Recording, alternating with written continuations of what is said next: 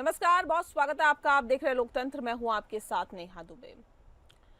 बात होगी कांग्रेस की और बात होगी कांग्रेस के 2 दिवसीय महाधिवेशन की। दरअसल कांग्रेस ने अपनी रणनीति को धार देने के लिए 2 दिवसीय अधिवेशन में अपनी चुनावी रणनीति तो तय कर दी है। साथ ही कांग्रेस संगठन को और धारदार बनाने के लिए कई अहम फैसले भी लिए गए हैं। पार्टी ने अपने संगठन को मजबूत करने और सामाजिक न्याय के एजेंडे पर आगे बढ़ने का फैसला किया है। कांग्रेस के मंथन से रणनीति साफ होती दिखी है। कुछ अहम बिंदु है, उस पर नजर डालते हैं। दरअसल कांग्रेस ने बीजेपी और संघ के संघ के खिलाफ वैचारिक स्तर पर लड़ने का रोड मैप तैयार किया है। पार्टी ने सामाजिक न्याय को सियासी हथियार बनाने का फैसला किया है। कांग्रेस ने दलित, ओबीसी और अल्पसंख्यक वोटों को जोड़ने पर फोकस किया है। पार्टी ने जातीय जनगणना के मुद्दे को उठाया और आरक्षण की 50% लिमिट को खत्म करने की बात कही है। कांग्रेस ने बीजेपी को दलित और ओबीसी विरोधी बताया है, साथ ही आगे बढ़ने की रणनीति बताई है और साथ ही पार्टी ने इंडिया गठबंधन के साथ चलने का प्लान बनाया है। कांग्रेस ने गुजरात फतेह करने का लक्ष्य रखा है और संगठन को मजबूत करने की बात भी कही है। साथ में राहुल गांधी ने गुजरात में कांग्रेस की स्थिति पर चिंता व्यक्त की है। यहाँ पार्टी 3 दशकों से सत्ता से बाहर है। उन्होंने नेतृत्व के संकट और पार्टी के भीतर भ्रष्टाचार की ओर इशारा किया। गुजरात में कांग्रेस को मजबूत करने के लिए राहुल गांधी ने संगठन को मजबूत करने और नए नेताओं को तैयार करने की आवश्यकता पर जोर दिया है। अब कांग्रेस ने तो मंथन चक्रव्यूह का खाका तो बना दिया है। देखना दिलचस्प होगा कि धरातल की जंग बीजेपी से कैसी होगी।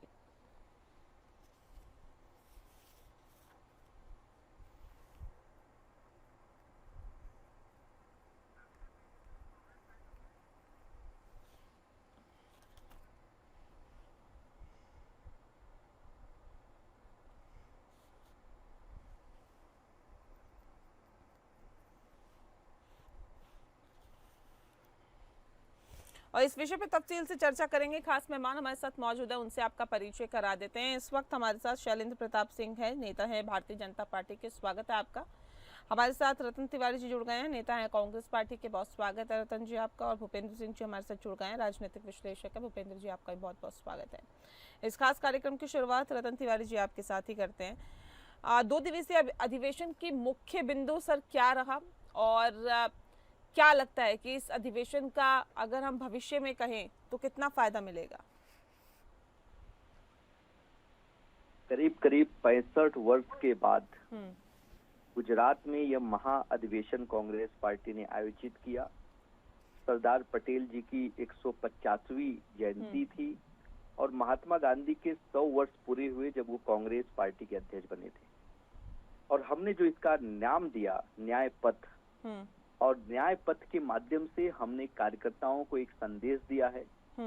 ये लड़ाई हमें और आपको सबको मिलकर लड़नी है। लोकतंत्र की हत्या की जा रही है, संविधान को चकनाचूर किया जा रहा है और सारी सरकारी एजेंसियों का दुरुपयोग किया जा रहा है। भ्रष्टाचारियों को भारतीय जनता पार्टी में शामिल करके उन्हें ईमानदारी का प्रमाण पत्र दिया जा रहा है। और हमने कार्यकर्ताओं को संदेश दिया और जातिगत जनगणना की भी बात राहुल जी ने की है। और हमने यह भी बताया लोगों को कि सरदार पटेल ने कहा था, हमने याद दिलाया नेहा जी कि सरदार पटेल जी ने कहा था जब जनता एकजुट हो जाती है तब क्रूर से क्रूर शासन भी उसके सामने नहीं टिक सकता। तो 75 वर्ष के बाद भी एक ऐसा शासक हम लोगों के ऊपर राज कर रहा है जो जनता की आवाज को सुनता नहीं है, किसानों के ऊपर हंटर चलाता है, महिलाओं का मणिपुर में चीन हरण होता है और आंखें बंद कर लेता है। युवा सड़कों पे जब रोजगार मांगते उन्हें डंडों से पीटा जाता है। महिलाओं की रसोई में आग लगी है लेकिन महिलाओं की बात कोई नहीं करता है। तमाम बातें थे, तमाम बिंदुओं पे चर्चा हुई है और मुझे लगता है कि आज का जो युवा है वो चीज को देख रहा है, समझ रहा है और आने वाले समय में अपने हिसाब से वोट करेगा। ठीक है। हमारे साथ और जो हमारे खास मेहमान जुड़े हुए हैं उनका भी मैं रुख कर लेती हूँ। भारतीय जनता पार्टी से शैलेंद्र प्रताप सिंह है। शैलेंद्र प्रताप जी, देखिए ये कह रहे जो हालात है देश के उसके ऊपर तो चिंता व्यक्त की और उससे कैसे उभरा जाए उस पर भी चिंता व्यक्त की गई है, उस पर आगे की रणनीति बनी है। मैं कांग्रेस पार्टी से अगर इस बार जो उनका अधिवेशन हुआ है गुजरात प्रांत में, तो कुछ दिन पहले ही गुजरात में राहुल गांधी जी गए थे और उन्होंने कहा था कि उनको पता है कि कौन कौन कांग्रेस में स्लीपर सेल है और कौन कौन जो है कांग्रेस से गद्दारी कर रहा है। तो जो कांग्रेस उनके कार्यकर्ताओं पे ही विश्वास नहीं है, तो मुझे याद आता है बेटा फलासी का और सिराजुद्दौला का युद्ध, जिसमें जो नवाब था आगे खड़ा था, पूरी सेना जो थी उसके साथ नहीं थी और नवाब को ये पता नहीं था। चलो कम से कम नवाब को यहाँ पता है कि उसकी सेना उसके साथ नहीं है। जो उन्होंने मुद्दे बनाए वही रटा पिटा महिला पुरुष युवा है ना, जो एक तरह से चला आ रहा, लेकिन इनके पास न स्पेसिफिक आंकड़े हैं कि कितने युवा बाहर घूम रहे हैं, न स्पेसिफिक आंकड़े हैं कि कहाँ किस महिलाओं के या फिर किस उसमें घर पे आग लग गई है ना। तो ये एक बना बनाया मुहावरा है कि सरकार युवा विरोधी है, सरकार महिला विरोधी, सरकार किसान विरोधी, लेकिन सच में है तो विरोध कब होता है? विरोध था सन 2014 में, जब भ्रष्टाचार के मुद्दे में लिप्त ये कांग्रेस पार्टी की मनमोहन जी की सरकार, जिसको बिल्कुल जनता ने आउटलेट कर दिया था, कांग्रेस को 42 सीट आई थी। जब 2019 में कांग्रेस का झूठ सामने आया, जो इनके अध्यक्ष ने शपथ पत्र पर सुप्रीम कोर्ट में दिया कि मैंने झूठ बोला है, तब जनता ने तय किया कि ये झूठ आज से नहीं 70 सालों से बोलते चले आ रहे हैं। झूठ का पर्दाफाश तब होता है जब कांग्रेस पार्टी ने जो है अपने खुद के बेनेटन जो कंपनी बना रखी थी उसके बेल पे है, इनके अध्यक्ष हैं सोनिया जी, सभी का परिवार बेल पे है। तो कांग्रेस पार्टी जो है किस हद तक भारत को कहां छोड़ा था, आज आप देख लीजिए। 91 की घटना की चर्चा कर लूं, 2004 और 2014 की चर्चा कर लूं, आप महंगाई का प्रतिशत देख लीजिए, कब कितना कहां बढ़ा, सिलेंडर का दाम जो है कैसे बढ़ा। 2011 में 14 में जब छोड़ के गए थे और 2000 आज 22 तक भारतीय जनता पार्टी की सरकार है। तुलनात्मक अध्ययन कर लीजिए, ग्लोबल इम्पैक्ट से महंगाई इन्फ्लेशन का इम्पैक्ट होता है, लेकिन महंगाई मेन बिंदु जो रहे ये कह रहे हैं कि कांग्रेस जो है उसने पूरा रोड मैप तैयार किया है बीजेपी और संघ की विचारधारा के खिलाफ लड़ने का, मतलब वैचारिक स्तर पर ही लड़ेंगे आप लोगों के खिलाफ। मैंने कहा तो सिराजुद्दौला भी युद्ध लड़ने गया था अंग्रेजों के खिलाफ। हाँ। पूरी सेना उसके पीछे खड़ी, पूरी सेना गायब हो गई थी, सिराजुद्दौला जी बिना लड़े युद्ध हार गए थे। तो आप उस विचारधारा से लड़ोगे, भारत की माटी की है, तो भारत की विचारधारा है, जो भारत की मिट्टी में पैदा हुई है, उस संघ से लड़ोगे जिसके संघ के जो वर्कर होते हैं, जो कार्यकर्ता होते हैं, वो भूखे पेट इस देश से रात दिन कार्य कर रहे हैं। जो 1925 से आज तक भारत के निर्माण में पहली बार दुनिया ने माना है कि भारत भी इस देश विकसित देश बन सकता है, और विकासशील की जो परिकल्पना थी पूरी विश्व में, जो विकासशील देश है, विकासशील देश, वो भारतीय जनता पार्टी की नेतृत्व में 5वें नंबर की इकॉनमी हम पहुंच गए। 2027 के बाद दुनिया की तीसरी बड़ी अर्थव्यवस्था बनने जा रहे हैं हम। और सॉफ्टवेयर के निर्यात में डिफेंस सबसे बड़ी बात, जो डिफेंस जो एक कहा जाता था कि हम उसमें बात सर ये भी हुई कि भारतीय जनता पार्टी दलित और ओबीसी विरोधी है। आज भी ओबीसी आयोग किसने बनाया, एससी और एसटी आयोग किसने बनाया, ओबीसी को प्रधानमंत्री किसने बनाया, ओबीसी को सबसे ज्यादा मुख्यमंत्री किसने बनाया। कहीं प्रांत में मायावती अगर इस देश की पहली दलित महिला मुख्यमंत्री है तो भारतीय जनता पार्टी ने उनको सपोर्ट किया था। ठीक है रतन जी जवाब दीजिए जल्दी से, फिर मैं भूपेंद्र जी का बता दूं, अम्बेडकर जी को हराने का काम कांग्रेस पार्टी ने किया। 1947 में अब्दुल्ला ने मांगा कि हमको कुछ अम्बेडकर के अनुयायी अब सुन लीजिए, अम्बेडकर जी के अनुयायी अब सुन लीजिए। अम्बेडकर के नाम की तो बात खूब करते हैं, लेकिन अम्बेडकर के संविधान को चकनाचूर करने में आप लोग पीछे भी नहीं हटते। आप 1976 नहीं सुनिए ना भैया, आरएसएस की बात करते हैं, वही आरएसएस 60 सालों तक नागपुर अपने मुख्यालय पे तिरंगा झंडा नहीं फहरने दिया, अपने पैरों से उस झंडे तिरंगे को कुचल कर जला दिया गया। वो देश जानता है। आप बड़ी बड़ी बात करते हैं। जब राहुल जी महाकुंभ में नहीं गए तो आप लोगों ने डंके की चोट पे हाहाकार मचा दिया, लेकिन बाबू मोहन भागवत नहीं गए, उस पे मौन धारण कर लिए। क्या मोहन भागवत हिंदू नहीं थे? क्या मोहन भागवत सनातनी नहीं थे? देखिए, भारतीय जनता पार्टी का चाल, चेहरा, चरित्र लगातार जनता के सामने आ रहा है। आंकड़े की बात आप कर रहे थे ना कि आंकड़े बता दीजिए। अरे हम नहीं कह रहे थे बाबू साहब, हम नहीं कह रहे थे। आंकड़े तो आपके प्रधानमंत्री बता रहे थे कि 2 करोड़ रोजगार देने की गारंटी मोदी की, लेकिन वो रोजगार तो बंद बक्से में कैद हो गए। 15 लाख जनता नहीं कह रही थी, 15 लाख की बात आप कर रहे थे, आपके मोदी जी कर रहे थे। और काले धन की बात जनता नहीं पूछ रही थी, काले धन कितने हैं विदेशों में उसके आंकड़े भी प्रधानमंत्री मोदी बताते थे। इतने हजार करोड़ रुपए कांग्रेसियों के विदेश में है। एसआईटी गठित होने के बाद भी आज तक काले धन का आंकड़ा नहीं आया, और काला धन तो बहुत दूर की बात है। देखिए, इस देश में जो सच्चाई है नेहा जी, वो सच्चाई यही है कि आज 50% से ज्यादा लोग गरीबी रेखा से नीचे चले गए हैं, और यही कारण है कि 80 करोड़ लोगों को मुफ्त में अनाज देना पड़ रहा है मोदी जी को। आज युवा सड़कों पे हैं, महिलाओं का चीर हरण हो रहा है। अब ये कह रहे थे कि बताइए कहाँ पे हो रहा है, अरे भैया मणिपुर में देख लीजिए, आज भी वहाँ पे मणिपुर चल रहा है। ठीक है, तो नेहा जी इनको बोलिए कि अपनी आंखें खोल लीजिए और देखिए क्या चल रहा है देश में। ठीक है, ठीक है। भूपेंद्र जी, कांग्रेस को इस अधिवेशन की कितनी इस वक्त जरूरत है, और क्या लगता है कि इस अधिवेशन के बाद कुछ बदलेगा, कुछ हालात बदलेंगे? देखिए, कांग्रेस को बहुत आवश्यकता है ऐसे लगातार कार्यक्रम करने की। हाँ। दूसरी बात, सबसे महत्वपूर्ण, उन्होंने गुजरात क्यों चुना, उसके प्रति भी पृष्ठभूमि है। क्योंकि आज देश के जो प्रधानमंत्री हैं, गृह मंत्री हैं, पूरा जो एक छत्र, और 30 वर्ष से लगभग कांग्रेस वनवास पे है वहां से, गुजरात से, और गुजरात से ही पूरा मॉडल पूरे देश में चल रहा है। इसलिए उनका ये टारगेट था कि गुजरात में एक बड़ा सम्मेलन किया जाए। 2 दिवसीय उन्होंने कार्यक्रम किया, न्याय पथ नाम का उन्होंने स्लोगन दिया, और उसका मीनिंग ये दिया न्याय पथ को सामाजिक परिवर्तन लाने के लिए ये सब कुछ करना चाहते हैं।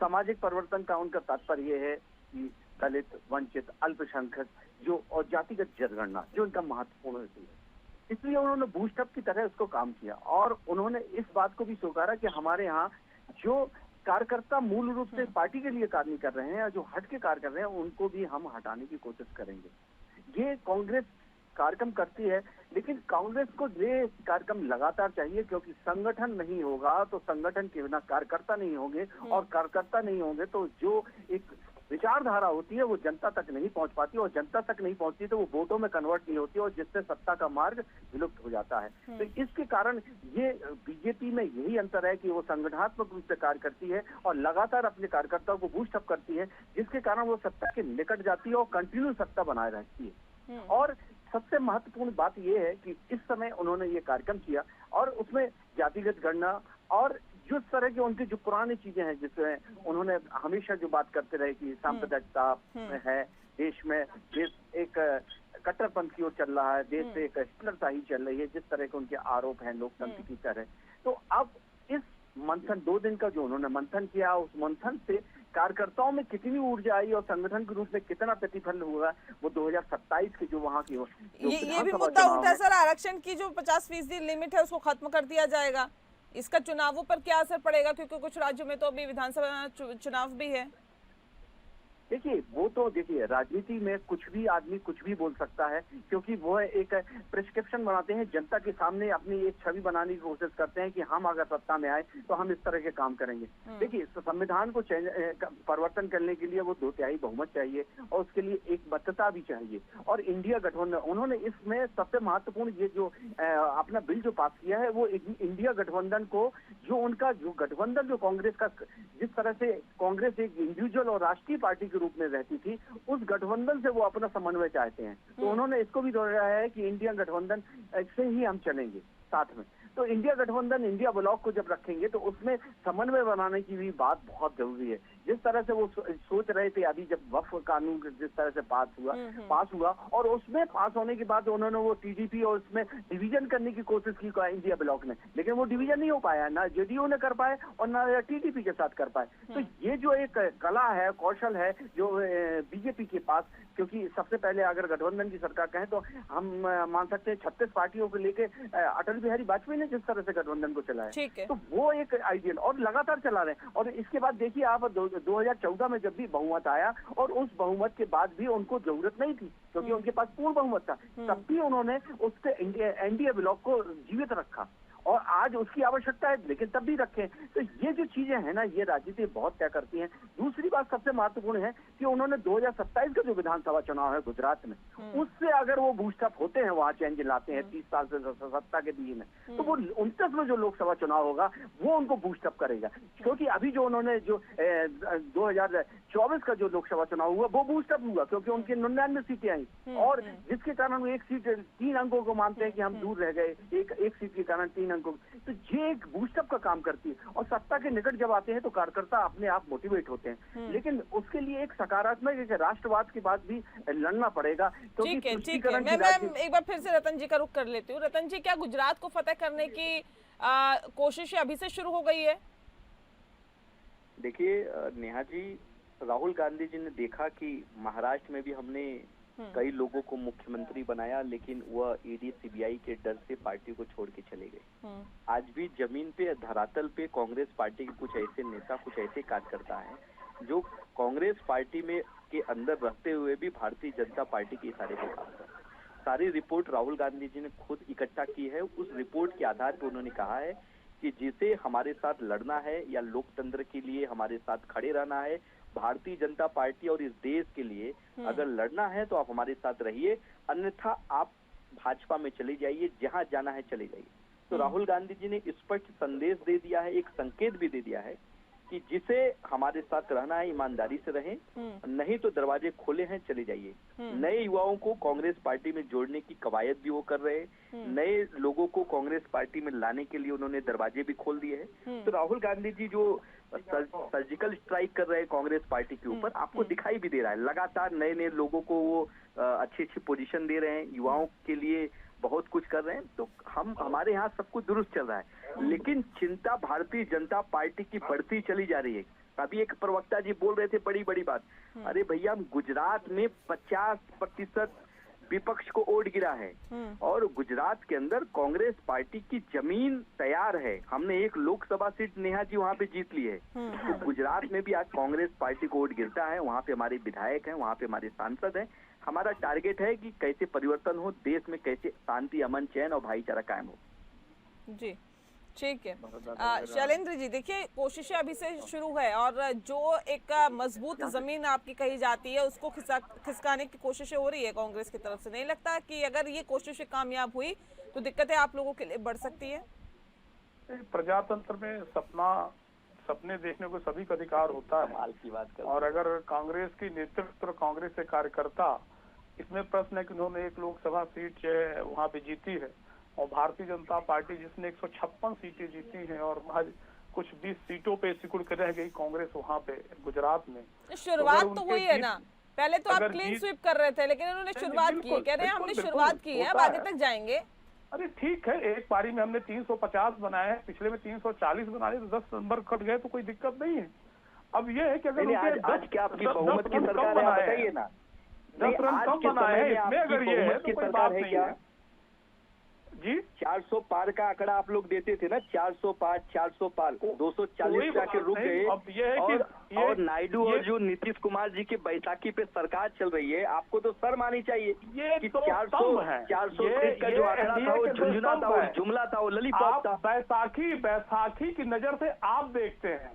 नहीं, हम तो देख रहे हैं ना कि जो पार्टी 400 सीट का आंकड़ा बता रही थी, बताइए वह पार्टी 240 जो अखिलेश यादव खिलाफ FIR कराई, आपने केजरीवाल के साथ गठबंधन किया, उसके खिलाफ FIR कराई। 400 वाला सपना देखने वाली पार्टी 240 पे आ गई। आपने अपने गठबंधन के लोगों को धोखा दिया, अपने दम पे सरकार नहीं चल रही है, संविधान को धोखा दिया, बाबू और नायडू जी की मेहरबानी पे सरकार चल रही है। चलिए, ये कोशिशें आप लोगों की तरफ से की जा रही है रतन जी, लेकिन कोशिशें कितनी कामयाब होती है सर, ये तो आने वाला वक्त ही बताएगा। बहरहाल बहुत शुक्रिया आप सभी मेहमानों का हमारे साथ इस खास चर्चा में शामिल होने के लिए। लोकतंत्र में फिलहाल के लिए इतना ही, मुझे दीजिए इजाजत, नमस्कार।